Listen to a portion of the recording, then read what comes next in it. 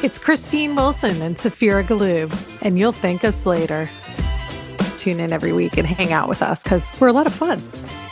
And no topics off the record, we decided. We are open to talking about everything together with a bit of a sense of humor, a lot of self-forgiveness, a lot of grace, and always being wiser on the other end. Bring it on, girls and boys. You know what? You'll thank me later that I'm telling you about this. You'll thank me. They're going to hate us, Saphira. It's going to be nuts. Hey, good morning. Happy Sunday morning. How are you doing, Saphira? Good morning to you. I'm doing well. I'm on coffee number 3, although all you mushroom tea drinkers out there, whatever, don't try to take my coffee away from me. There's that whole new kind of movement away from people who love their morning caffeine with the mushroom drink. I'm not quite buying what they're selling yet. I still like my morning coffee. No. Well, I'm still on my first cup because guess what? I just got out of bed and I know it's 10:45, but I was humbled by some folks yesterday. So my husband is 9 years older than I am in school, or 8 years in school, 9 years in age. And a bunch of his college friends from Georgetown came in yesterday. And I'm not kidding. We started at noon and did not get home until 10 maybe last night. Oh, God, And that would have worn me out. I did not drink a lot, but I did drink, which these days I'm not hardly ever drinking. So it just takes a little and I'm feeling it. Yeah. And we went to a Georgetown basketball game. We went to Pinstripes and the guys played bocce. We went out to dinner and then we went to a bar. I mean, you can hear my voice is like gone. Mainly, I will say the guys talk to the guys and the women talk to the women. These women all have known each other longer than they've known me. A lot of them actually went to school together, but they have always been just such a hoot and so much fun to hang out with. And we just had a blast. And as people were drinking more and more, me with my need to push things and be ridiculous. Next thing you know, I have them all taking. Have you ever heard of this thing? It's called, the kids just told me about it, by the way. I'd never heard of this. It's called the Rice Purity Test. And the word Rice refers to Rice University. And it is a 100-question test to see what your purity is. And it goes everything from like holding hands to being arrested to the most crazy sexual things to whatever. And these are all Catholic school. I mean, they're adults, but they're Catholic school people. And I had them take it. Let me tell you who the least pure at the table was. Good old Christine Wilson. My husband's so proud. You're always at the top of your game. I am. As long as you're going to be an overachiever, let it be in every single area. Be the most unpure at the table. Come on. You don't want to come in second on that one. Thank God there was one other woman that was sort of close to my score. She wasn't quite at my level of impurity, but it did help me not feel like quite such an asshole. But I think you're going to think that I'm actually a goodie. I think this test is not. When we went back with some of the people who had scores in like the 60s, I was like, okay, let me ask you, how did you answer this question? They're like, yeah, I said I didn't do that. I'm like, come on. Like, there were definitely questions that I think if they really were honest with themselves, they would have answered. And they did agree to a couple that they were like, yeah, I wasn't really sure, so I just didn't check it. I'm like, yeah, no, okay, I'm checking them all. So like the only things pretty much that I hadn't done was like interactions with the police, vandalism, being convicted of a felony. I mean, there's some really, really gross sex questions that 90% of the planet has not done. I hadn't done those. But like, yeah, I've been impregnated. Okay, yeah, that's an easy one. I'm going to check that. You know, all of us had. We all had kids. But anyway, I would love it for you to take it, Saphira. I'm not going to announce my score on the podcast because God forbid I get all these like people telling me what a horrible slut I am or whatever. But I will say as long as you don't have to tell like what you answered for what, because I would actually I would consider answering it honestly if you didn't know when I had you don't know. You just get a cumulative score. So basically it's 0, you would be the most impure person because you answered you had done every single thing on the questionnaire. 100 would mean you'd done nothing. I mean, and if you've held hands, you've done 1. So anyway, I would love you to take it, but it was pretty funny as people were drinking more and more, how much they were willing to like joke and laugh about these things. We were cracking up. So anyway, long story short, it was a long night. I woke up at like 4 a.m. I'm pretty sure because the alcohol that I had drank was like, when they say the alcohol finally has been like metabolized, you often will wake up because the sleep that you had before that while you're metabolizing is not actually good sleep. Then you got to kind of go back to sleep and actually get your night's sleep. So anyway, that I woke up and I'm like, oh God, I'm groggy and I'm tired. I was like, hey, Saphira. I also had a very funny conversation with two friends on Friday night about sleep. I was like, let's talk about sleep. Well, and So when you said that's what that, we're gonna I do. decided that every single person that I know, I don't care if they're a man or a woman or they're old, but pretty much over, we'll say maybe over the age of 45, sleep is an issue. And people who are drugged, who are not drugged, people who are premenopause, postmenopause, retired, not retired, stressed, not stressed, every person that I know who is in that range as a human being struggles with sleep. It's so important. And that's the thing. And I don't feel like anybody kind of warned me, like how much this was going to take up brain space for Right. me, my seeking of sleep. And I had a client yesterday, I was talking to her and she said, there's research out there. And I have not looked this up, but from her anecdotally, that basically health has always said there's three pillars, right? It's sleep, nutrition, and exercise. And she said what they're really seeing these days is actually the foundation is sleep Mhm. and nutrition and exercise sit on top of it. So if you don't have that sleep foundation, you've already created just a completely unstable situation. So if you're sacrificing sleep to get up at 5 a.m. to go to the gym because you're prioritizing exercise, you actually have done yourself a detriment if you did not get the amount of sleep that your body really needs, because you need that foundation of sleep first. So I thought that was really interesting. And I can tell you, without sleep, I'm a mess. I'm not a good Well, it's not person. just you, it's every human being. And I think it's Yeah. so interesting, like when you look at successful habits of most accomplished individuals, they talk about this early to rise piece. But what they do not say is how many hours of sleep they've gotten. Yeah. And people think of it as some sort of like heroic sensibility that they only need 5 hours of sleep.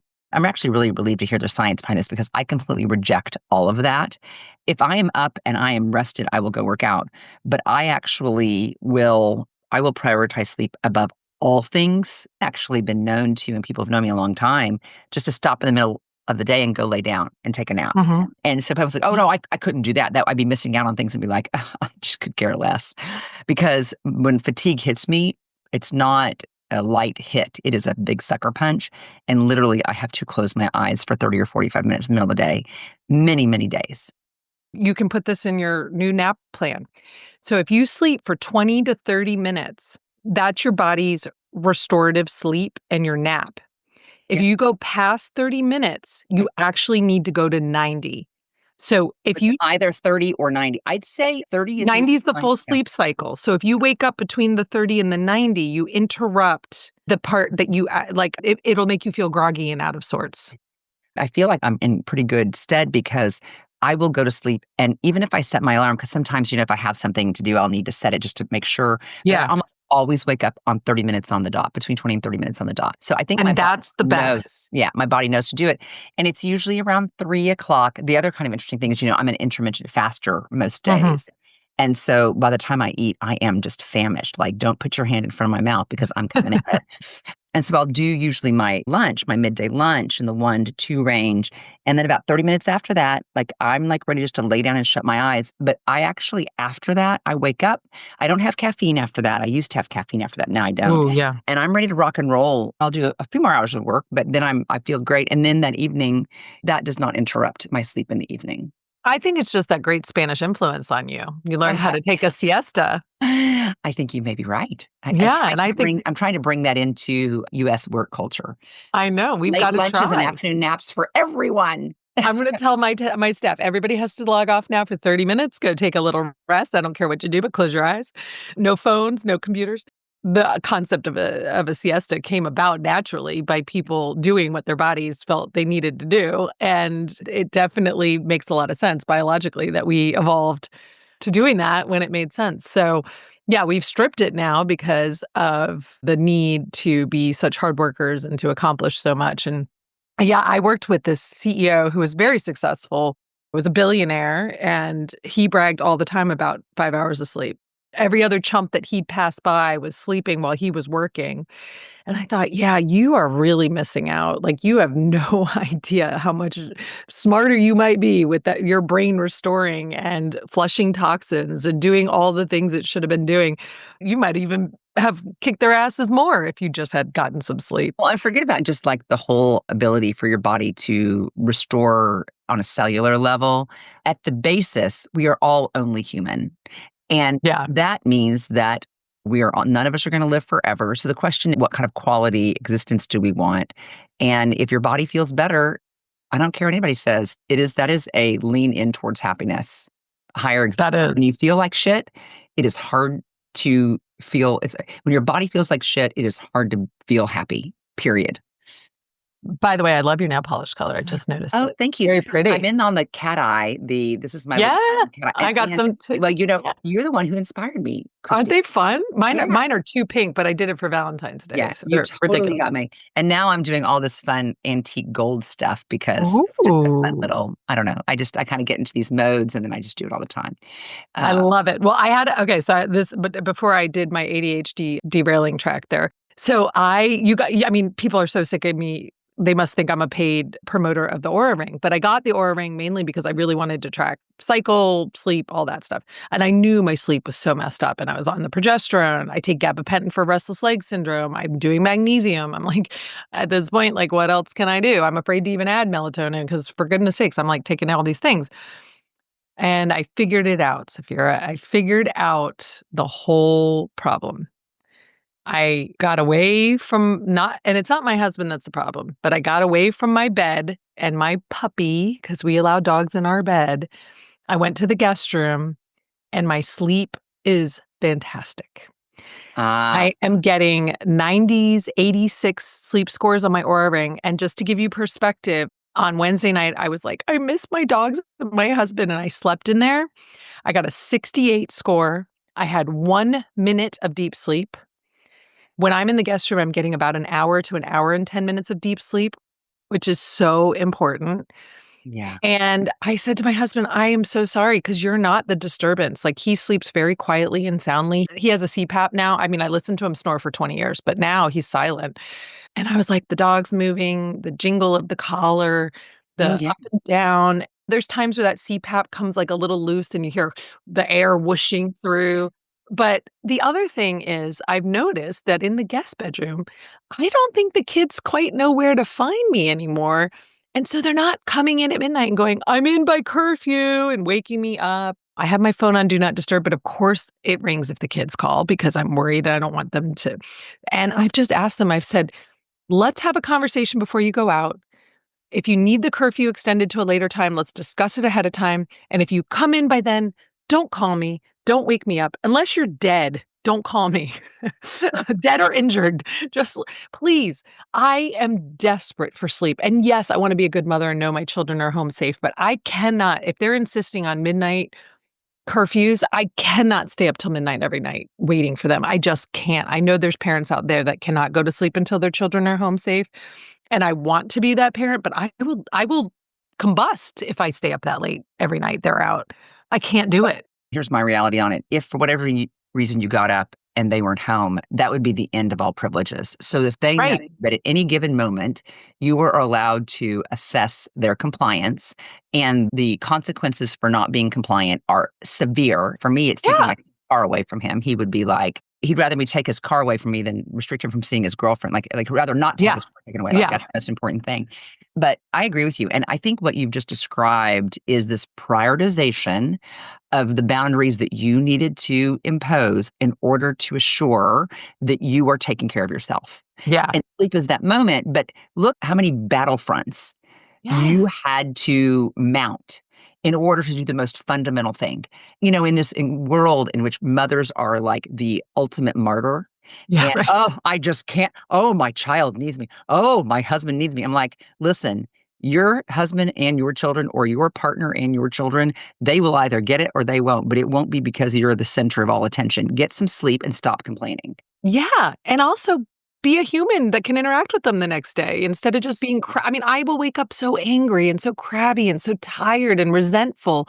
Yeah. I will say one of the things also is I don't know what the change in all of this is, but we were switching every morning who got up with the dogs. And that time was never early when we just had Bogan because he was old enough. He could hold his bladder. He was a really great sleeper, but we got Wallaby, the puppy, and puppies cannot make it that long. So initially it was one time in the middle of the night, then early in the morning. And now they're just in a habit of getting up right at 7 o'clock every morning. And I noticed when I went to the guest bedroom, all of a sudden, Oj is taking like every morning with them, like a champ, which is amazing, but they're getting up later. So for some reason, either he just is better at ignoring them when they get up, but I'm hearing them get up at like 7:30, 8, even 8:30 this morning. So I'm like, I think his life is better. My Yeah. life is better. The dogs are adapting. Part of this is I made a poor decision when we got our first dog 20 years ago that dogs sleep in our bed.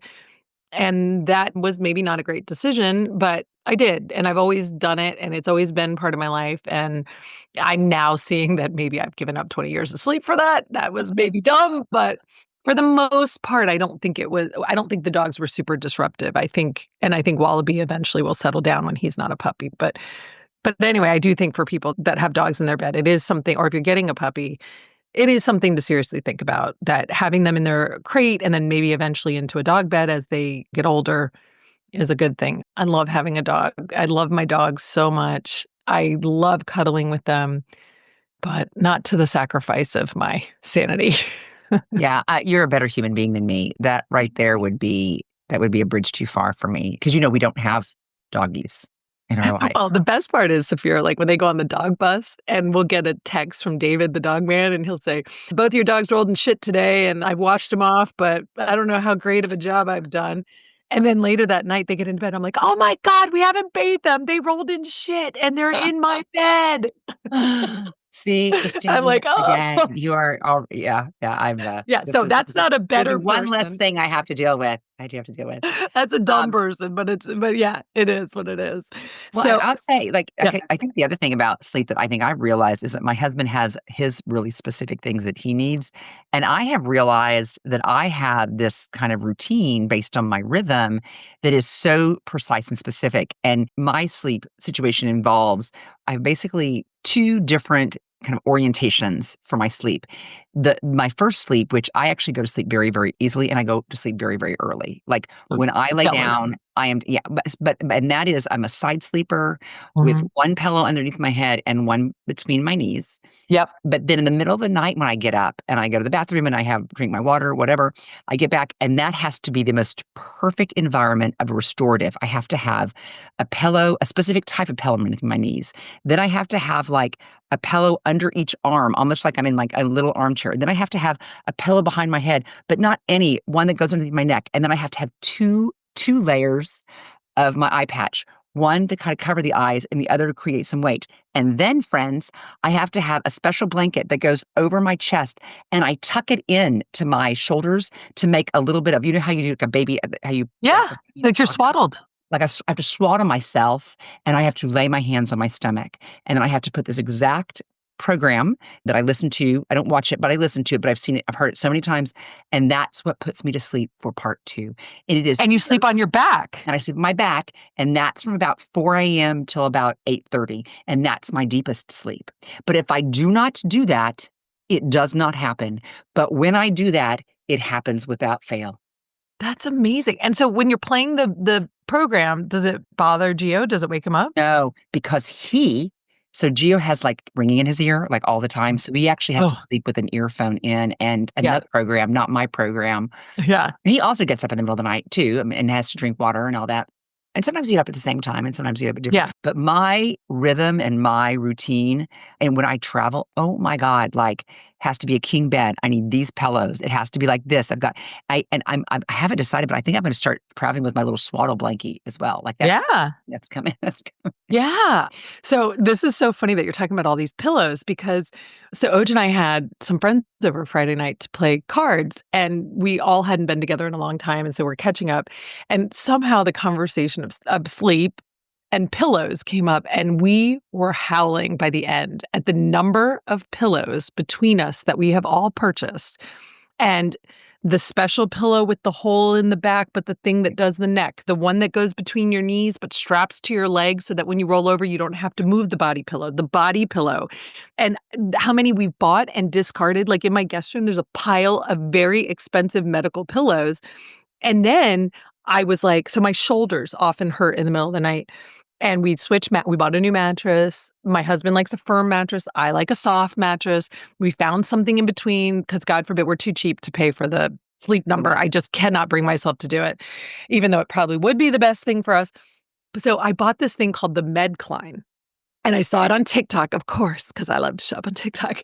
But it's like this giant wedge with a hole at the top that you put a special pillow into the hole, and then your arm can go in the hole so that creates no pressure on your shoulder. And then it has this giant candy cane shaped body pillow, giant.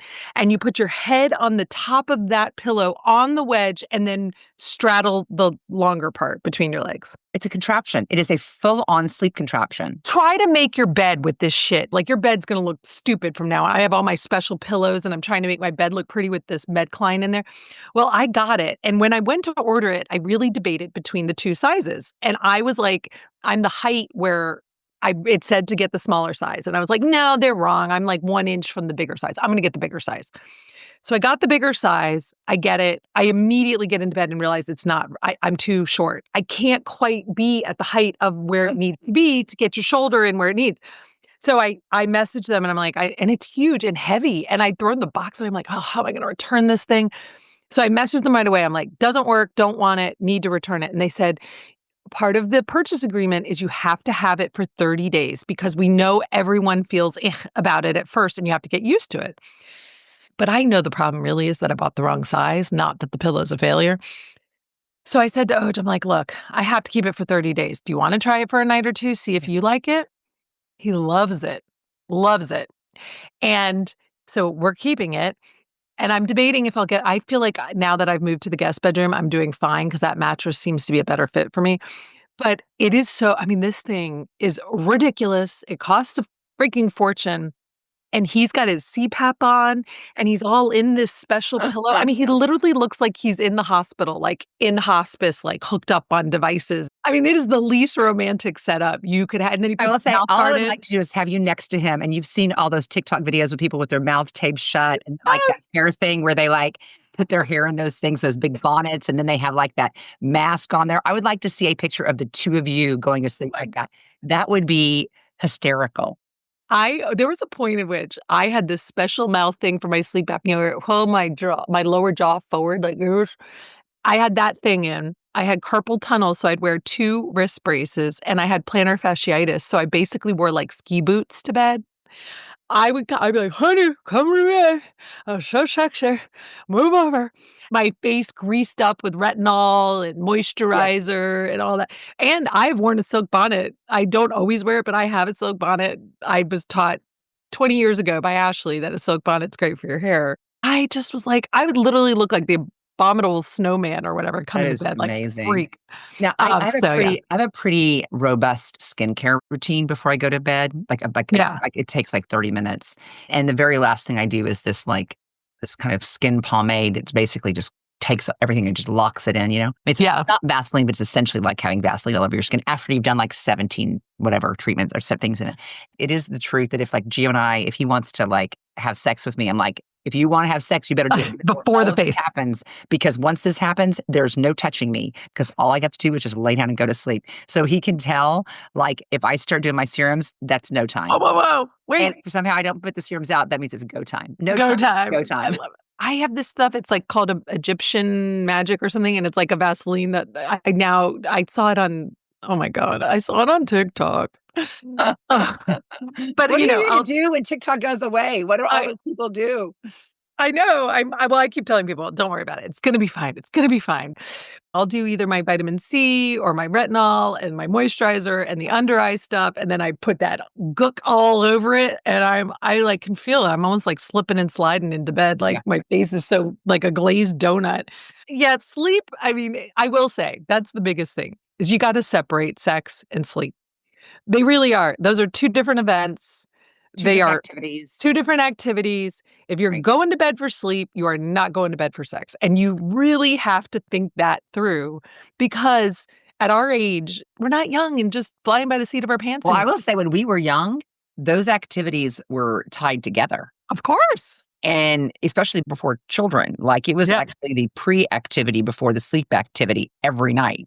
We got a pretty active, we've been married for 30 years, so we've had different kind of phases in our life. I'm sure he's gonna be like, oh my God, too much information, Saphira, too much information.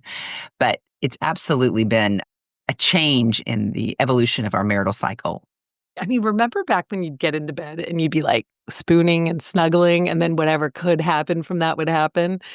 I'm like, there became a point I remember in our relationship where Oj went to like snuggle me, and I was like, I'm so sorry. I've never wanted to say this before, but now that we've been together this long, I don't like to be touched at night. And I definitely don't want to feel your air from your mouth or your nose on me. So could you face the other way and never touch me while I'm asleep again? And he was like, what? Oh my God. How did you go that long without telling him that? So I have to compliment on my husband. So every night he gives me a back rub. Oh, mine Every is pretty good about it too. That is a Yeah, that's it. So real he gives me it every night and we do it like we watch a TV show and he rubs my back and my neck after I'm done with him, like, thank you, honey. And then I roll over on the other side of the bed and I go, and that's my first night. That's my first. your So first sleep. that's like phase one, first sleep. Yeah. So I have scoliosis, and so I have a lot of back pain, and years ago, I remember one day, Oj just reached out and just, like, hit the spot that hurts so much, like, and with his thumb, and he was and I said, "Oh my god, that's the most wonderful feeling I've ever had in my life." I was like and so he got so much positive reinforcement from, like, my gratitude and joy of that. So he's very good about it, but now that I moved to the guest room, I think what I need to do is I need to go have back rubbing time, then And go then to the go guest down room. to bed. Yeah.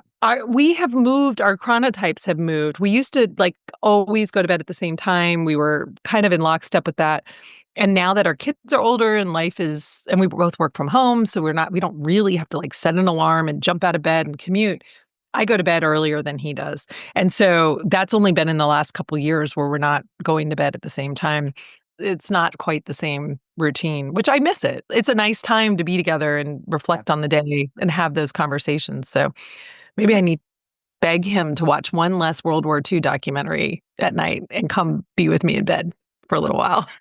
Yeah, your husband was into that. My husband's really into that as well. My husband's into this Ah, whole master series where he like listens to college professors talk about very arcane topics, but in a really deep way. He could just go all day long and listen to lectures. He'd get a PhD in yeah. anything that is not useful but is interesting to him. That would be his I jam. He and Oj can just go quiz each other on this bullshit knowledge. Although there are times where I'm very humbled because there are times where my lack of knowledge of history is embarrassing. Mhm. And my husband literally looks at me and is like, "Did you not study like 1700s Italian blah blah blah?" And I'm like, "No, we barely Well, studied whether or American not I history." studied it is irrelevant. The issue for me is I can't remember it. In Yeah. fact, I can't remember anything. I always say that if my life were a car, it would not have a rear view mirror. I don't remember anything. I don't look back on anything. I mean, I just want to warn you, if we've done things together that's like more than 2 years old, I probably won't remember, but don't feel badly. Just remind me and I'll go, okay, we did that, Christine. Okay, I got it. Okay. Oh, I'm gonna tell you all these crazy things. You wanna know what's funny? This is off the topic of sleep, but I had a very interesting phone call, and I wanna make sure I retain people's privacy as I talk about this, but I had a call this morning, with a woman that I went to high school with that I really like a lot, and I have been holding on to a grievance from 10 years ago that is not her fault, but she needed like, we're gonna work on a project together, and I knew that this grievance was going to sit like a little resentment underneath my joy to do something with her because I really like her a lot, and we have her best friend is also a friend of mine from college, and so I called that friend and I said, "I need your advice. I know this sounds so high school, but I am holding on to this thing from 10 years ago that until I think I say it, it's going to be there and it is going to fester." And I just need to know, like, is that okay? Am I just like a child that's doing this? And she said, no. One, it's absolutely something I understand why you're upset about it. And two, it wasn't her fault, but she is part of this greater situation and she should know because it's going to impact this next project if you don't say it. And so I called her this morning. I said, look, I was about to text this to you. My friend Melissa, our mutual friend, said, don't text it, like be a grown up and make a phone call. She said it very nicely. And so I called and I said, and I just have to tell you about this thing from 10 years ago that I am holding on to. And when I told her, she said, oh my God, I don't remember it at all. But wow, I can really understand why you'd be upset about that. And she said, and for whatever part I did play in it, I'm so sorry. And I Yeah. should have corrected it then. And I don't remember, but I know that this happened because this is your telling me. I know that I'm sure it's true. But it was so funny. She's like, I really don't remember at all. And she's like, I just had to say it because now the air is clear Yeah. and and I will, but it was just that moment of, she's like, I have no clue what you're talking And about. And I was, sounds like she had a lot of contrition, even though she did yeah, election. Yeah. yeah, yeah. And it really was nothing that she had done. It was not her fault. She was just a party to Yeah. what I felt Well, I aggrieved wouldn't by. be surprised if there were plenty of people who would like to have phone calls with me about that. I would not be surprised. Just never know. And because I can be offensive unknowingly, it'd be more negligent, like I should have known, but I breached Yeah. my duty of care and somehow, someone's offended by X, Y, and Z. But the good news is hopefully if somebody is like that, then you just say, that doesn't sound like out of the blue. I probably did. I apologize. I am so, Yeah. and Yeah. then you all can move into a different space. Well, good. But And I yeah, the project you get to do with her is it's fun gonna be great. and It's gonna be fun, and I love my time and I said to her, "The only reason I really feel the need to tell you is because I want to do this with you yeah. because I really like you." And so, anyway, so If that there's was anything, good. Christine, I've ever done to upset you, would you please tell me? Because I'm probably the same. I probably didn't realize I did it or I don't remember that I did it, but you just feel free to tell me. So here's the thing, I'm not actually easily offended. So this thing felt very pointed and it was very noticeable, right? It was but overall, number 1, your generosity far exceeds any reason you could ever possibly upset me. Your love and care for me. So don't worry about that. But I also am just not easily Yeah. offended I'll because say the one thing. yeah, I was I can just be say offensive. well, I'll tell you the thing about you is that you don't look at the way I mean, this is particularly with me, your engagement with me, I don't have to like walk on eggshells at all. Like if I have to change plans, if I don't call you, if I forget about an important event, things that have really triggered other people who I'm close with in my life to be really offended, you just don't take offense by them. And you know Mhm, what I'm actually learning is I feel badly saying this kind of categorically, but it's more of a trend that the women in my life who are more accomplished and more capable and who have attributes and capacity that I admire more, they tend to have that attribute as well. And the people mhm, who do offend easily and get upset if you didn't call back or you say, I'll call you back in 5 minutes and you don't call back in 5 minutes and that's enough to mhm. trigger them, or you forget a call on their birthday, whatever it is, whatever the triggering offense is, those folks have less capacity. They have attributes as like their personality, their professionalism, their leadership, their intelligence. Like I'm just not as inspired by them. And so I think I'm drawn to people who, and I don't want to use the word less needy, but are more understanding about how complicated life is. Yeah, I agree. I think one of the things that I always think about is, did the person mean to offend me? Or did this just happen? And I am feeling slightly annoyed by it. If the intent is not there, there is absolutely no reason to waste the time being aggrieved. Part of it is you also have to accept people for who they are.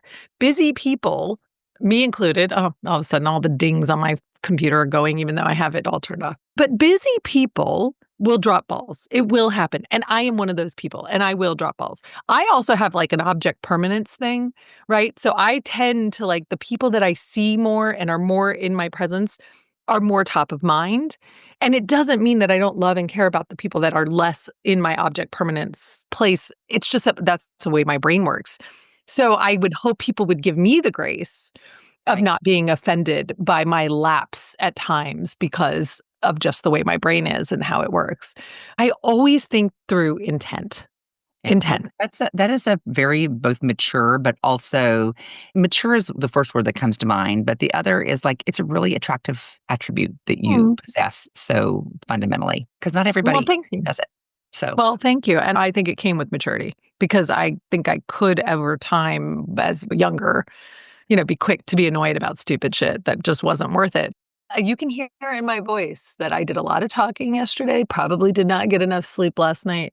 I am going to look forward to a nap today. I think there is a nap in my future. I am curious. Do you even turn on the Super Bowl? is today Super Bowl Sunday, first of all? It is. Okay. So I think the only reason I knew that was because I do read the New York Times and I Yeah. saw some references for an ad. But the funny thing is, I was more interested in the ad and what that means for some social implications than it Yeah. was Super Bowl. But literally, the only reason I think I knew is because of a reference towards a specific Reference that. ad today. Yeah. Yeah. Well, I barely noticed. Now, I have 3 people in my house that do care, so then that comes up. But there's some really interesting conversations going around about if you're a woman, which team do you wanna support? And I saw some, Okay. Wait a I second. just Here. Who's playing in the Super Bowl? okay, so it's the Kansas City Chiefs who've had quite a few Super Bowl showings in the past few Are years. you laughing that I did not know that? And I'm serious, podcast No, world. no, because I didn't if it weren't talked about at my kitchen table, I wouldn't know either.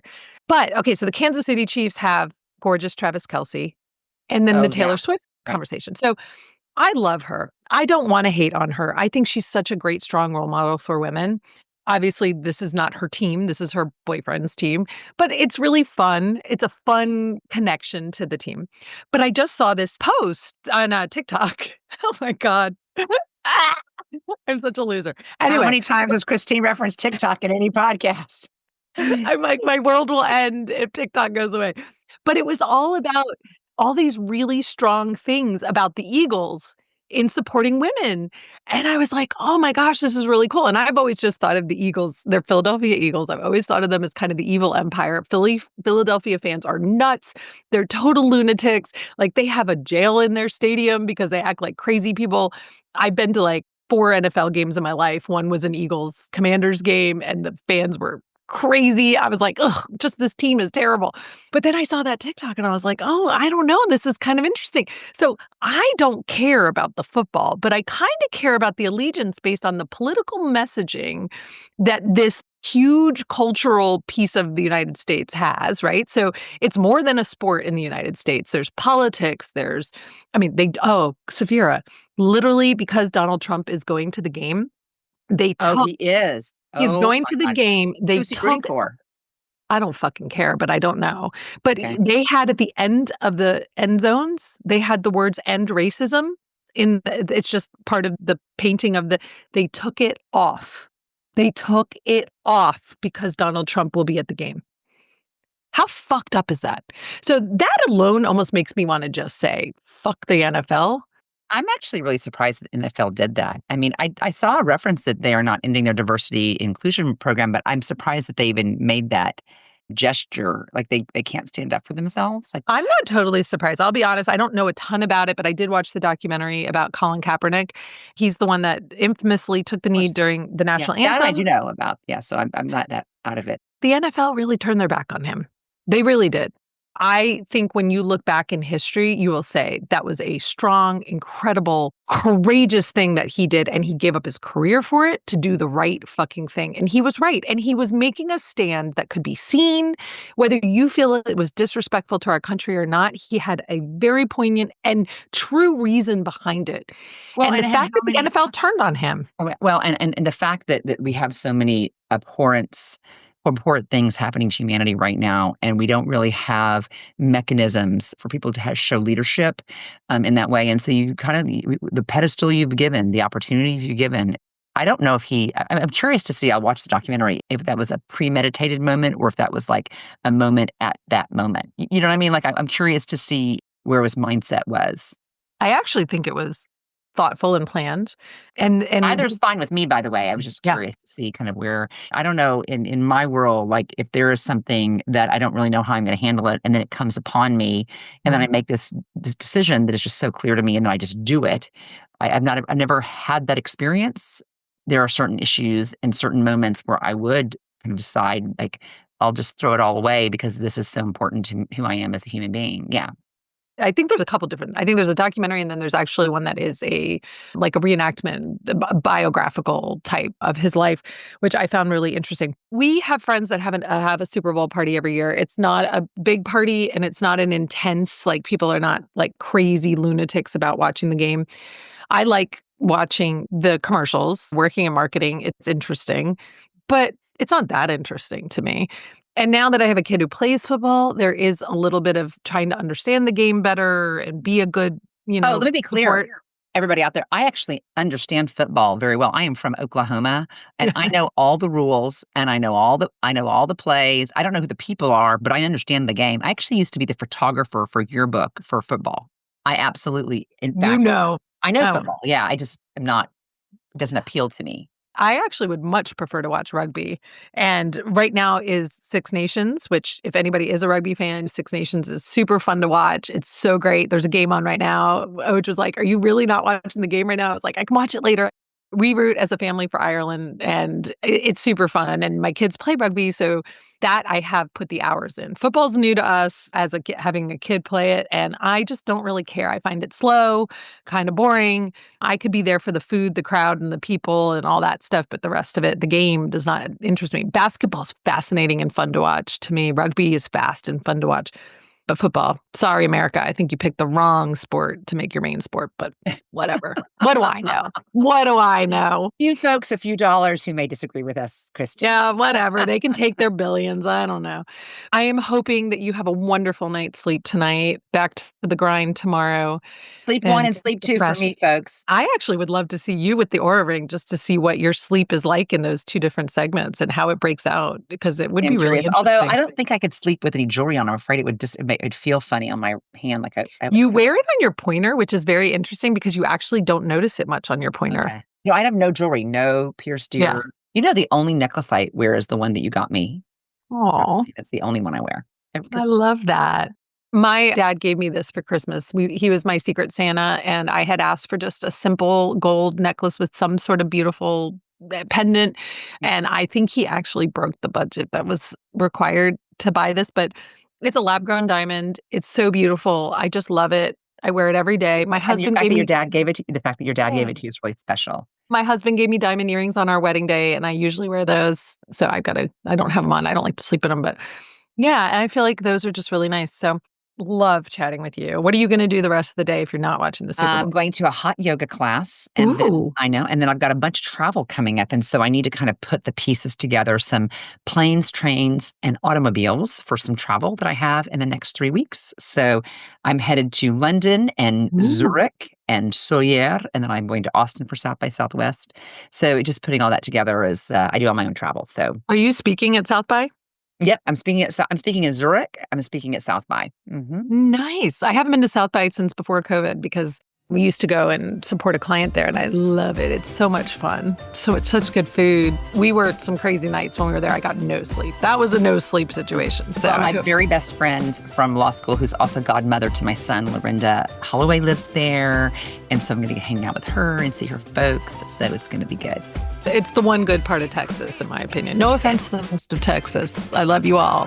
Sorry, but Austin is my favorite part of Texas. Yeah. Well, all right. Yourself. Enjoy Super Bowl, whatever elements of it you like, and we will talk the next time. Sounds good. Bye, hon.